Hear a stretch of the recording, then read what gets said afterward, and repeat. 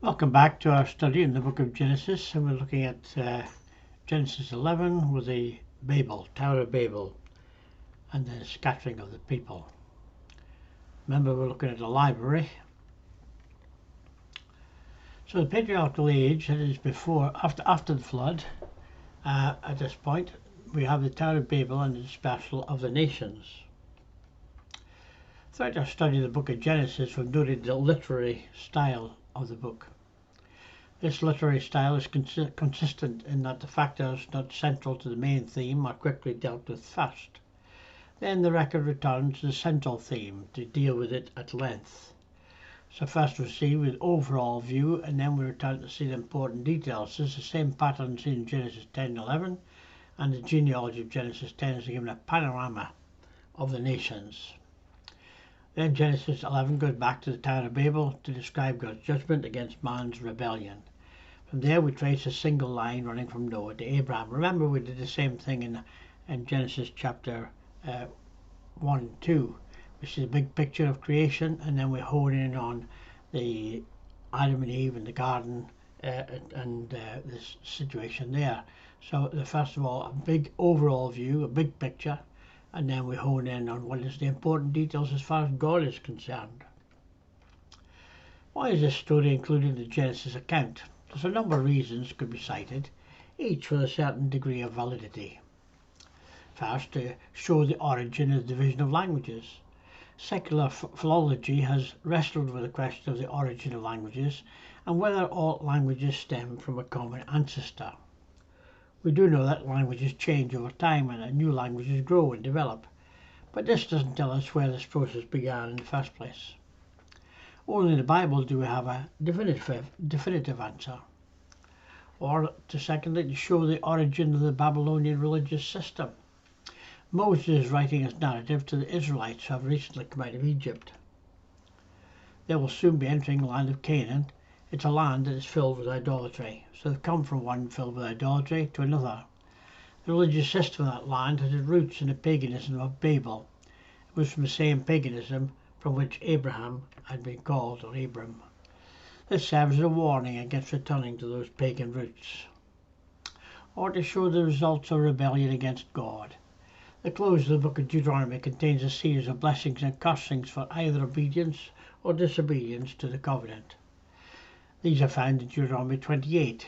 If Israel will obey the Lord, they will receive great blessing, but if they rebel against the Lord, they will be cursed with great curses. Deuteronomy 28 verse 49, the curse culminates when God brings against a rebellious Israel a nation from afar, from the end of the earth, as the eagle swoops down, a nation whose language you shall not understand. The point here is that the curse brought against Babel will have repercussions against the children of Israel if they also rebel against God. So there was one language first. They settled in Shinar, and there's the making of a city. Genesis 1 and 2 says, now the whole world had one language, a common speech. As men moved eastward, they found a plain in Shinar and settled there.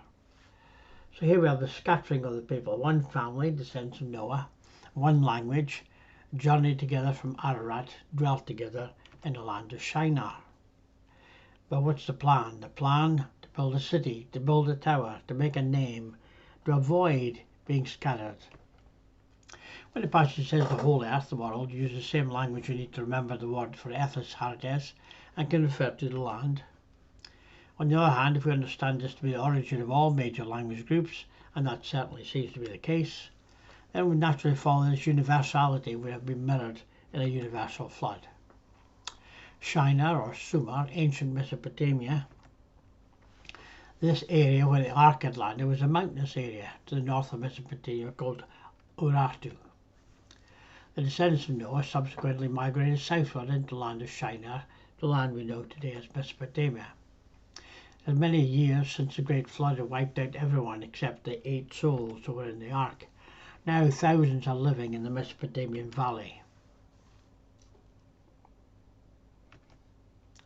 Instead of obeying God's command to fill the earth with people, they all wanted to stick together.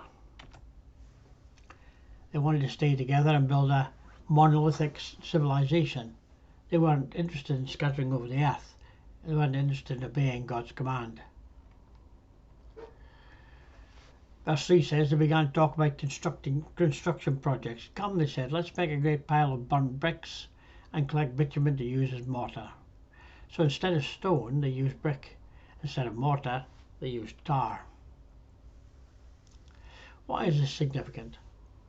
Remember, this is written to Israelites who just come out of Egypt. They've spent their lives making bricks in Egypt. When they reached Mount Sinai and are given the law, they are ordered to build an altar to the Lord. That altar will not be made of bricks. You shall make an altar of the earth, and you shall sacrifice on it your burnt offerings, your peace offerings, your sheep and your oxen, in every place where I cause your name to be remembered. I will come to you and bless you. If you make an altar of stone for me, you shall not build it out of cut stones. But if you wield your tool in it, you will profane it. The altar was not to be a monument to men's architecture, but rather a monument to the Lord. By contrast, the Tower of Babel was to be a monument to the makers. They were seeking self-glory. We know there's power in unity, but unity in a conspiracy to thwart God's purpose ends up being evil. It's no accident that the land of Mesopotamia contains the ruins of a number of ziggurats, large temple towers, which served as the religious centres of the city-states where they were located. Not only is there a confirmation of the account in the existence of such towers, but even the type of the construction is described. There is a special mention of the specific building materials. Reaches to heaven. Verse 4, they said, come, let us build ourselves a city with a tower that reaches to the heavens. This certainly means a very tall structure. This tower was to be the first real skyscraper. The purpose of the tower was to serve as a marker for the centre of their civilization, to prevent them being scattered. This was a rebellion against God's command that they fill the earth and subdue it. The tower was to have its top orientated towards heaven, literally, and its head in the heavens. Some have suggested the initial idea of a flood-proof tower. More like it's the idea that it was a tower that was dedicated to astrology and the worship of the heavens. The Sumerian name for Babylon was Agalia, meaning the structure with the upraised head. There was also a cultic egotism at work. This is seen in the continued use of the personal pronoun. They said to one another, come, let us make bricks and burn them thoroughly. And they used brick for stone, and they used tar for mortar. Come, let us build for ourselves a city, and a tower whose top will reach to heaven. Let us make for ourselves a name, lest we be scattered abroad over the face of the whole earth. Part of this plan was to make a name for themselves. Was this in reaction to the promises which were made to Shem? It would seem that the plan was described here in the building of the city and a tower were acts of deliberate rebellion against the decrees of the Lord. We fall into the same sort of rebellion when we set out to build our own kingdoms instead of seeking the Lord and his kingdom. We're all building a kingdom. The only question is, what is the nature of that kingdom and for whom are we building? The pivotal point in this narrative takes place in verse 5. But the Lord came down to see the city and the tower the people were building. People come together, one language. People say, come, let us build. God came down to see. God says, come, let us confuse them. People scattered, many languages. God probably visited the construction site in disguise, just as it was Sodom many years later. As he did here, the Lord probably came with angels. Warren Gage points out the impact of such a description upon the original recipients of this book. Moses mocks the colossal self-assertion of man by exposing his infinitesimal accomplishments. This great tower, which should pierce the heavens, falls so far short of the divine providence that the Lord must come down to see what man is doing. As men had gathered and counselled together over their plans, so we have a picture of the Lord holding a divine council to determine the fate of mankind. The use of the plural is reminiscent of the same type of usage Genesis 1:26. As we noted in that passage, so also here the plural is most likely reflective of the plural of deity. For us today, now that the earth has been filled and mostly subdued, if we all speak the same things, having a common speech of the gospel, there will be nothing we cannot do with God's help. Our new commission is to go everywhere, to preach the gospel to every person. Why was God so upset? Is God anti-city, anti-skyscraper, anti-civilization? It sounds like God was intimidated and threatened by their progress. If I don't do something, they'll pass me up and no one will need me. No. God was upset because his whole project was an act of rebellion against him. The tower was founded by Nimrod. Nimrod is from root to rebel. The language here also indicates he was a mighty hunter of the people. He did this in defiance of the Lord's command. In other words, Nimrod was like Lamech in chapter 4, verse 23 and 24, only worse. He was the first tyrannical emperor who the Babylonians later deified as Marduk. Their purpose in building the city was to make a name for themselves. This is the direct opposite of calling on the name of the Lord. It means their intent was to build a society that exalted them and kept God out. The tower was not just a skyscraper that serves a cultural icon. It was evidently a centre for astrological worship. This is evidently why they called the city Babel Ani, Gate of the Gods, later Babel, to confuse. We are more familiar with a ziggurat, a temple built in the form of an observation tower.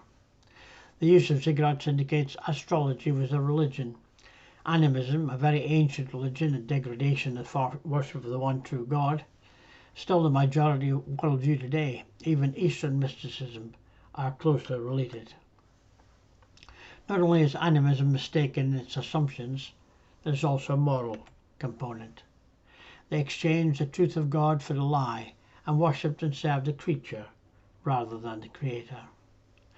God condemns astrology not only because its assumptions are false, the heavenly bodies are not gods whose activity influence human events, but also because ultimately occultism and demonic. So God's concern in 11:6 is not that they will progress beyond his knowledge, but they will progress in rebellion and evil to such an extent the human race would degenerate again to a level like the days of Noah. So God intervenes to prevent this. Is this event mythical or historical? Most people in our culture have been trained to view this as a myth. Just a story that someone created to explain something, in this case, how the different ethnic linguistic groups came to be, rather than the report of an actual event. But there are good reasons why we should view this as history. Here's the remains of a massive mud brick structure at Nimrod in Iraq. The Bible tells us it is history. Like all the events of Genesis, it's narrated as a historical event. There's no textual indication that this is a story. It's the same type of narrative as other events that are clearly historical. The New Testament refers to it as a historical event. Language is divided in Genesis 11. So, the languages are divided. The Lord sees, the Lord judges, the Lord scatters. Babel is the Hebrew for Babylon, so we see Babel's original meaning as Gate of the Gods, and that came to mean confusion because of what happened here. With the Tower of Babel, we find the beginning of different languages, cultures, and nationalism. These elements present continual barriers from bringing men together as one. So God intervenes. The Lord saw they were disobedient. He had told them to go to all the earth. He knew that the disobedience would only get worse, and now we see God's remedy for this problem. God confused the languages. This stopped the building of the city. By the languages, God scattered them abroad. Language families. According to many philologists, there are three major language families. That would lead some to believe that God separated by language the descendants of the three sons, each line with its own language. If this was true, the major language groups would be Indo-European of the Japhites, the Semitic of the Shemites or Semites, the Hamitic languages, mostly represented today by the language of Sub-Saharan Africa. The Indo-European group of languages, Paul affirms that all people are descended from Adam and that God determined where they would live and how long they would live there. There's an interesting scripture related to this idea in Deuteronomy 32 verse 8. When the Most High gave the nations their inheritance, when he divided all mankind, he set up boundaries for the people according to the number of the sons of Israel.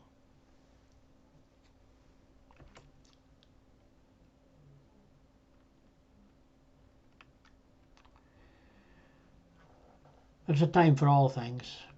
A time for everything, a season for every activity under heaven, a time to scatter stones and a time to gather them. When a man and woman were created and began to have children, God wanted their children to scatter and populate the earth.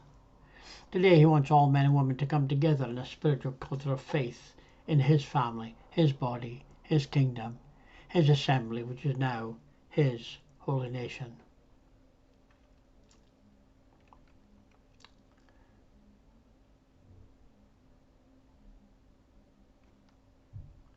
Before we look at Shem's descendants, the next few verses, there is a problem that we'll need to try and resolve.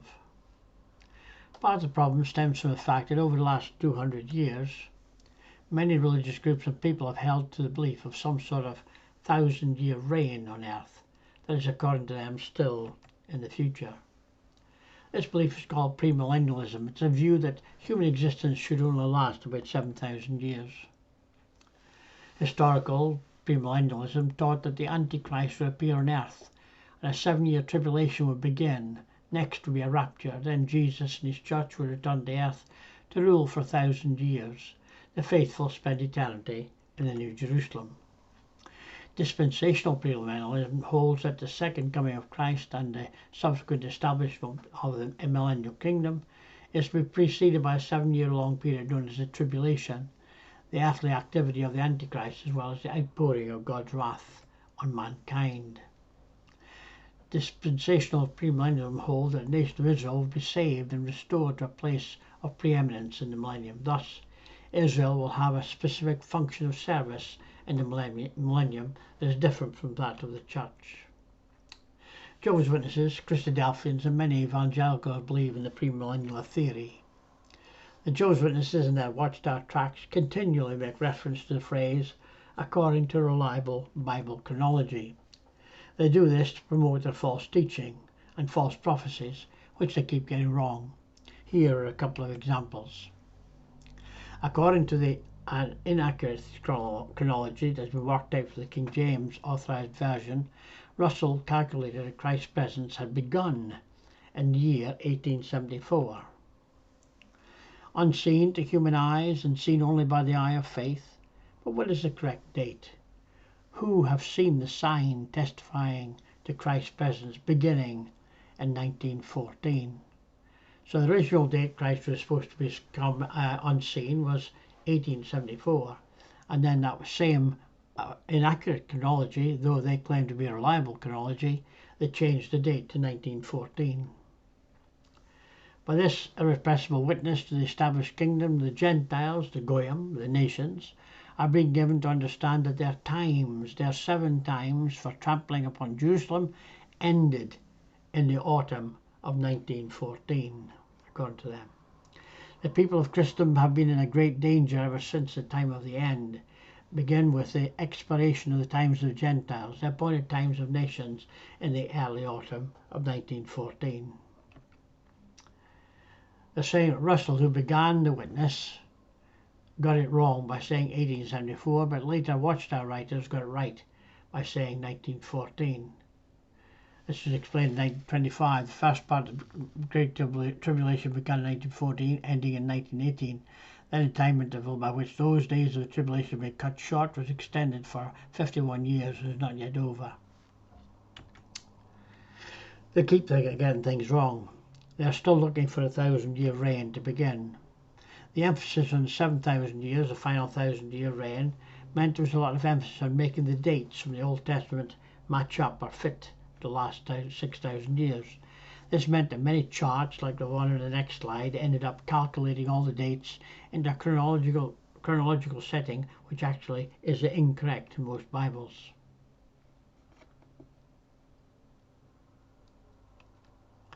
The problem arises for at least two reasons. It's assumed by some that most chronologies have no missing descendants. It is assumed that the birth dates of all those mentioned are accurate. But we now know that most translations of the Bible come from a translation of the Masoretic text and are missing a number 1 of a number in front of the dates. For example, born when father was 30 should actually have been written as born when the father was 130, thus adding an extra 100 years to the chronology each time the mistake was made. Because of this inaccuracy, when we look at the chronology of the timeline between the flood and the Tower of Babel and the pyramids, atheists argue that the accepted Bible date doesn't give enough time for the Babel event and the spread over the earth. This is because most modern Bibles are translated from the Masoretic text, not from the older original copies. When Arphax was 135 years old, his son Shelah was born, and the birth of Shelah, Arphax lived another 403 years and had other sons and daughters. The Greek Septuagint says 135, the Sumerian Pentateuch says 135, Flavius Josephus says 135, but the Hebrew Masoretic texts says 35, and you see these things all the way through where the 1 has been missed off. And when we follow that, we get the wrong dates, obviously. Older manuscripts have an extra 100 years on the dates of when the sons were born. These extra years give enough time for the Tower of Babel event and also the beginning of the building of the pyramids, even the earlier ones.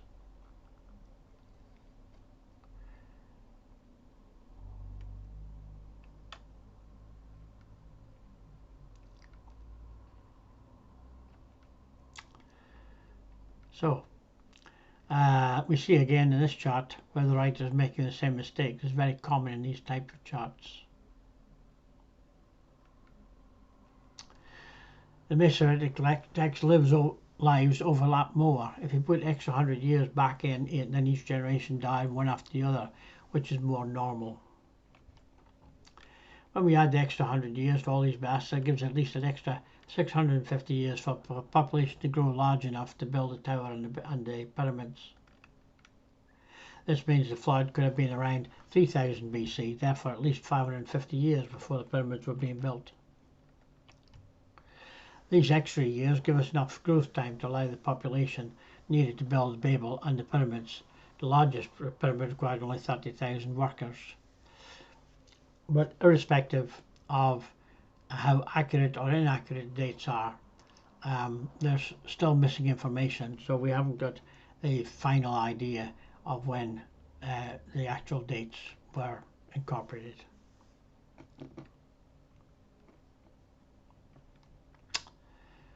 So here's the genealogical timetable of the table of the descendants of Noah. Generations from Noah to Abraham.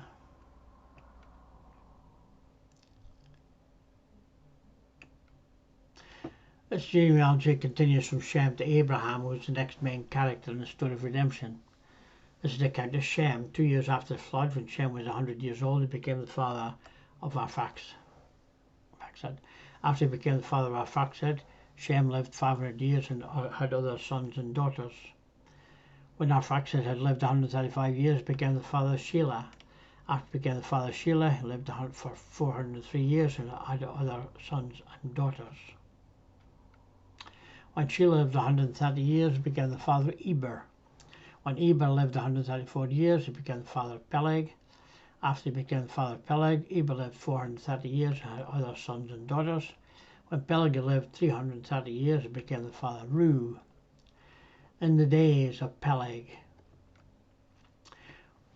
Back in Genesis 10:25, we learn that it was in the days of Peleg that the language was confused and the peoples were scattered over the earth.